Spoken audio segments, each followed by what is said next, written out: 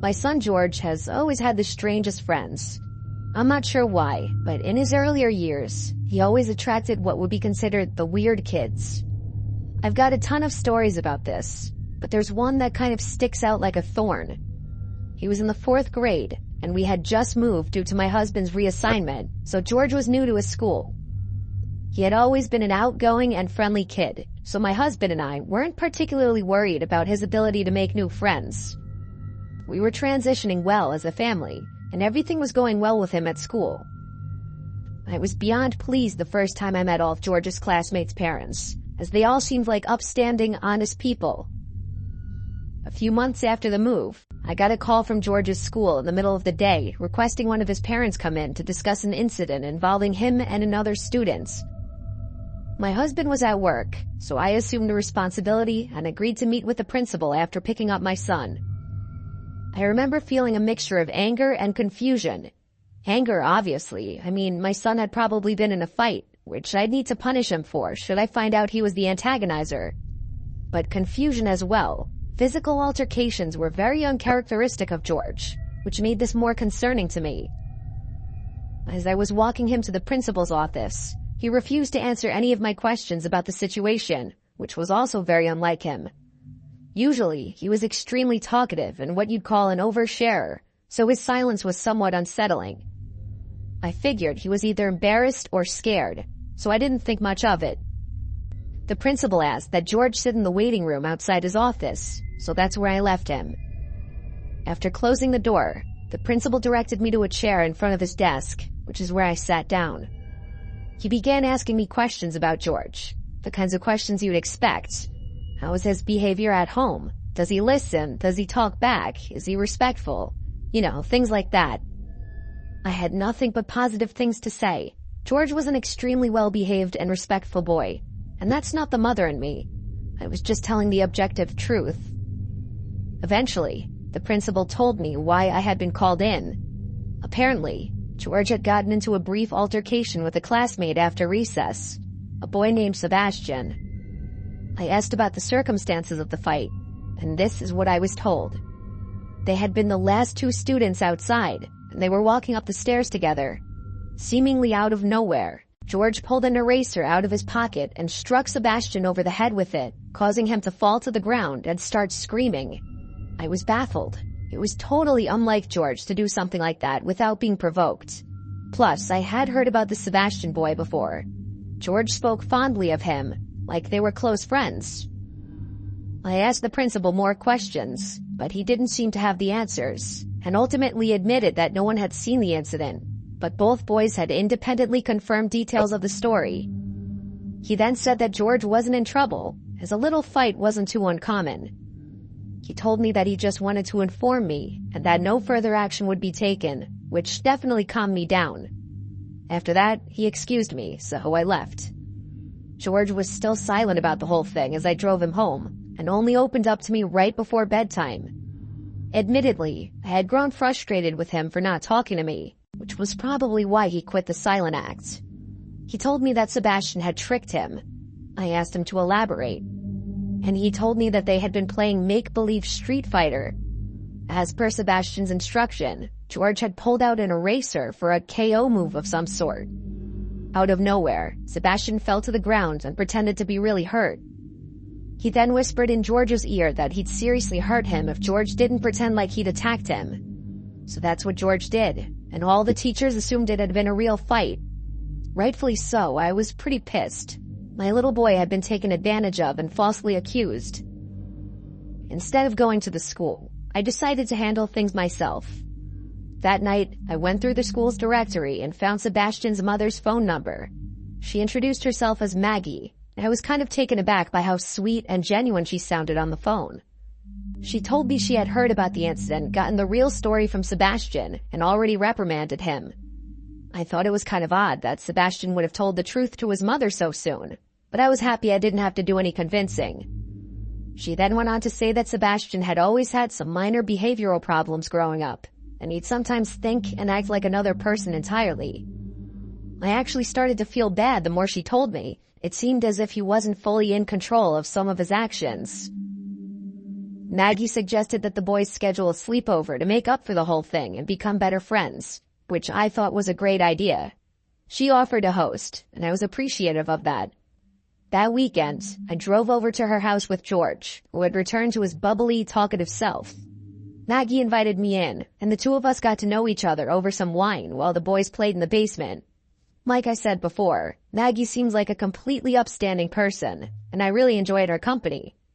I ended up staying for a few hours, and the time flew by. Eventually, I just had to ask about Sebastian's behavior, as it had been bugging me for a while. Her entire demeanor changed, and she lowered her voice a bit. She told me that he often had trouble making friends, and that he's seen a few doctors, all of whom think it's something he'll outgrow soon. She went on to say that he's gotten much better at controlling himself, and the fact that he was being more social at school was a good sign. I didn't inquire much more than that. I just wanted to make sure my son would be safe for the night. Maggie promised me George would be in good hands, and that Sebastian didn't have a history of getting physical or violent, more so just acting strange. That was enough reassurance for me. This woman was clearly genuine, and it actually felt kind of nice knowing that George would be helping Sebastian learn how to make friends. Eventually, it came time to leave, so I went downstairs to say goodbye to George.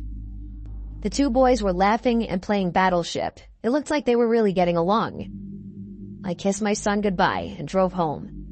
The next morning, I went to go pick him up.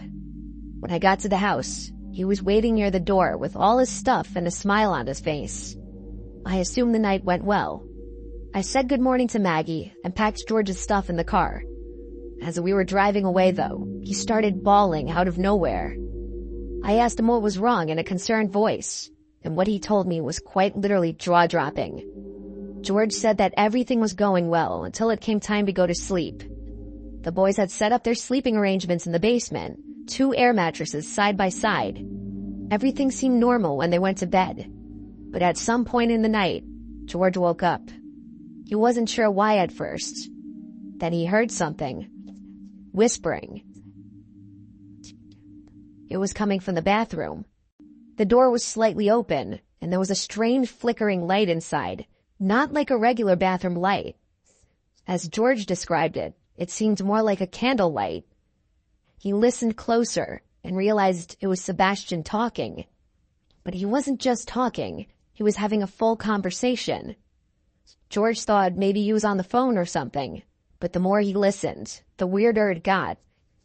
Sebastian wasn't calling himself Sebastian. He was calling himself Mr. Jim. George felt frozen.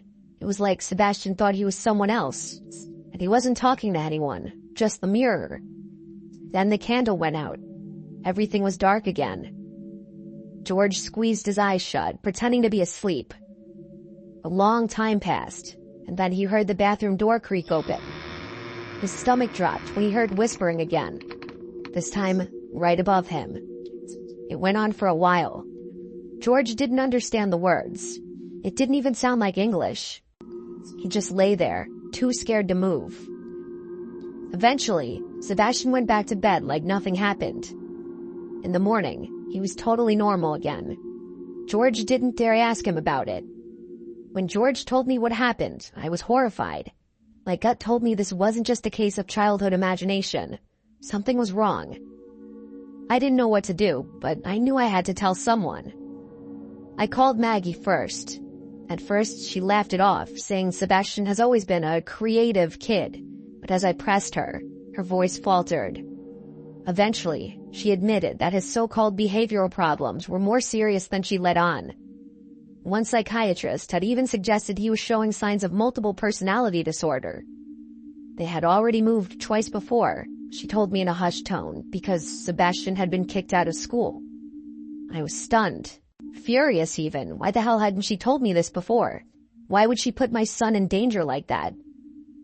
Then she did something unexpected. She begged me not to notify the school. I didn't know what to say. Part of me wanted to respect her wishes, but another part of me knew that something was very wrong. I blurted out, okay, and hung up the phone before she could respond.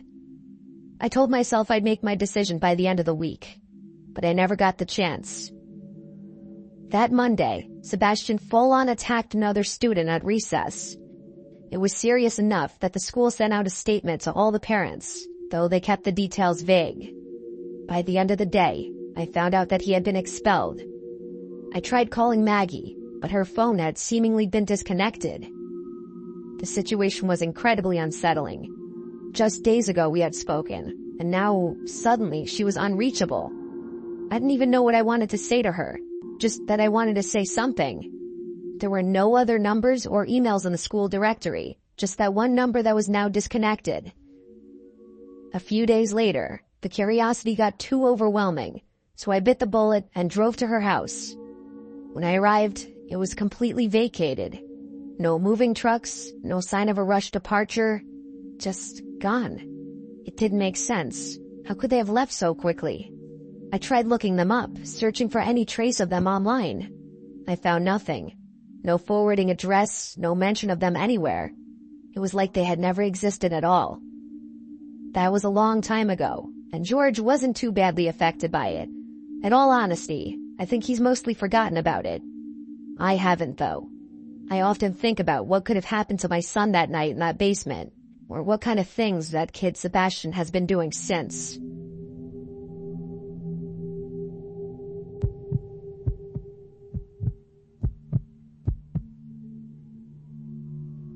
My upbringing was a little unorthodox. I grew up in a Southern Baptist household, the kind where we didn't believe in ghosts, but were absolutely certain about demons. Let me explain. If something strange happened, it wasn't a spirit or wandering soul. It was something darker, something biblical. I never fully bought into it, but the message was drilled into me from a young age. Rejecting demons meant rejecting scripture itself.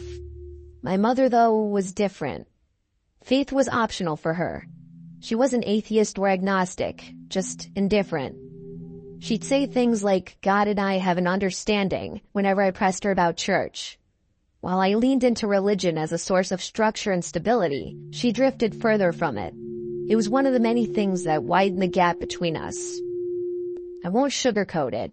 My mother struggled with addiction, mental health issues, things she never wanted help for. Some days she was functional, others she was downright insane. I tried not to take it personally, but it was hard. Looking back, she definitely had schizophrenia or some kind of adjacent condition. But before you say anything about my family being neglectful of her mental health, it was a different time back then. One afternoon, I had a nightmare so vivid that I still remember every detail to this day. In the dream, I was lying in bed when my mother stormed into my room, screaming in a fit of rage. She grabbed me by the wrist and started shaking me violently. I woke up in a pool of sweat, my body still rigid with fear. But before I could shake off the dream, it happened again. Except this time, I wasn't asleep. The door barged open, and there she was, just as she had been in my nightmare.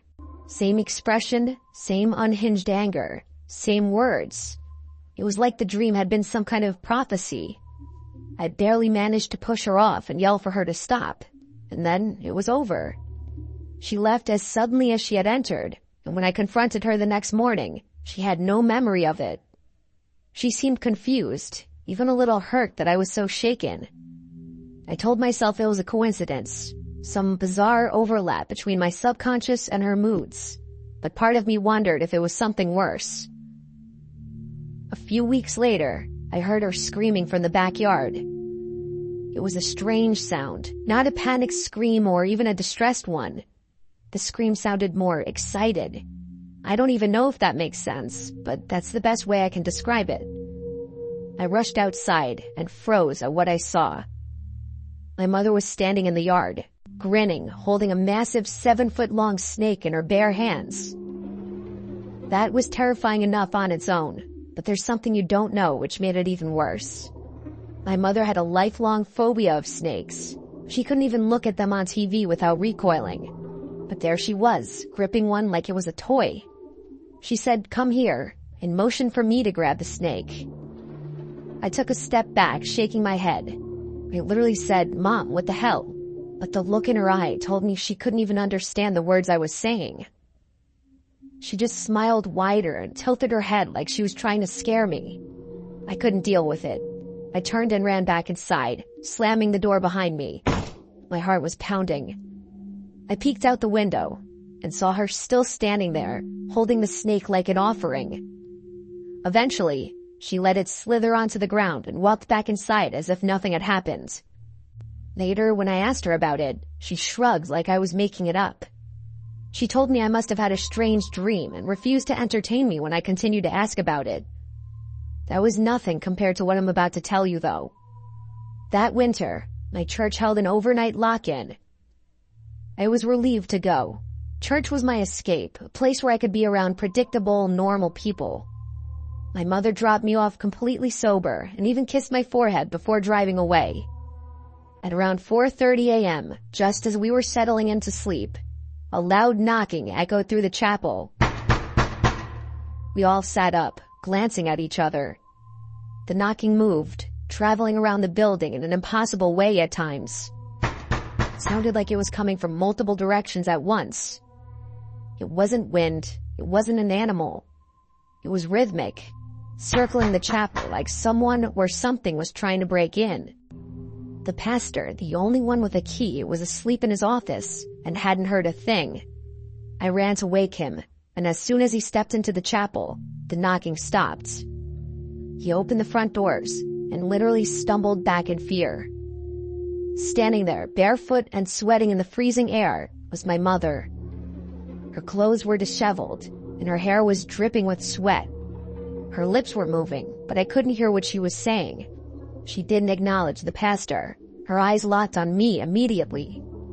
A slow, unsettling smile stretched across her face as she walked toward me. I wanted to run. The pastor tried to hold me back, whispering, "Stay here." But I felt completely powerless, like I had no choice but to go with her. I climbed into the car, afraid that she was going to do something, but she didn't. The drive home was silent. She didn't speak, didn't explain. She didn't answer when I asked why she was there.